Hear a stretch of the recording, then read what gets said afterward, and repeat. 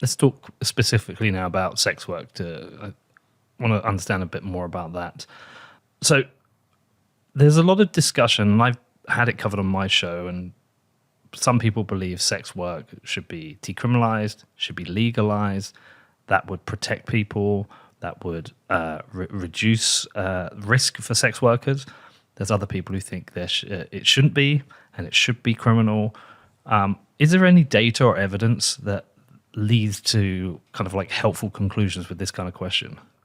On the decriminalization question, we actually we hosted a little debate on that front with we have some fellows who are just exceptional law students that are Frederick Douglass fellows, and we did a debate on that at the University of Virginia. And so there definitely are very interesting, compelling arguments on both sides.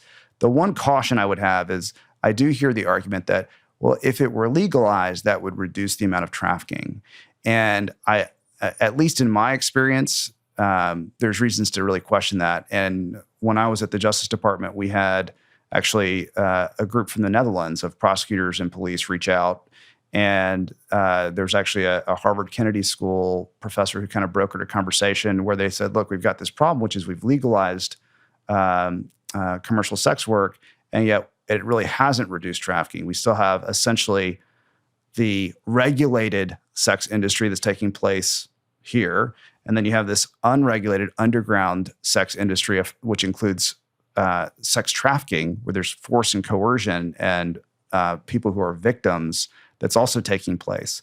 Which, if you think about it, makes sense, because if you're a trafficker, you're thinking, well, if I go the regulated route, I've got to pay taxes. I've got a smaller group of victims that I can choose from, and I've got to pay wages, right? And so, whereas if I can operate underground and use force and threats and violence, I've got a larger group of people I can pull from. I can go after children as well as adults. I can create violent pressure that prevents me from having to pay them. So all that my labor costs turn into profits. I don't have to pay taxes. And so it becomes a similarly kind of lucrative enterprise. So I think the Netherlands, at least with that group, kind of that stuck out in my mind as maybe this is not a panacea to solving the trafficking component of what's happening in sex work.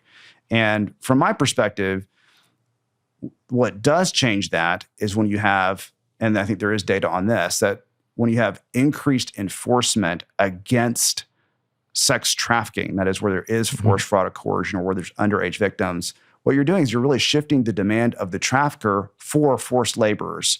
So let's say, to go back to that original example of the 12-year-old in the brothel in India, let's say that we send a specialized unit and they start really cracking down on trafficking, sex trafficking, that is victims like this 12-year-old who are underage or who are being coerced there. Now, how does that change the business model of the brothel owner when those two ladies come and show up with an unconscious 12-year-old girl? Well, once that happens, he says, wait a second, she's 12, she's underage, she didn't want to be here? Not interested, because I take her, now all of a sudden this specialized unit could come in and seize all my assets. And I lose all my revenue, my entire business, my family, my freedom, go to jail for maybe the next 15 years. Not interested.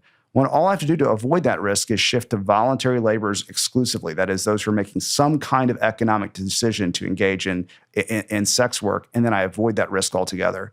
Well, the moment he makes that choice, these ladies are only willing to undertake all that effort and risk if they know there's a predictable buyer on the other end. So once that dries up, so does their incentive to go out to the train station and look for 12-year-olds that they can drug and bring to the red light district. So that's where I think we can make a tremendous difference, is when you increase enforcement, it really changes the risk calculus for traffickers. It doesn't eliminate sex work, but it does really decimate the component of sex work that's really using force and threats and violence and coercion and underage victims to engage in commercial sex.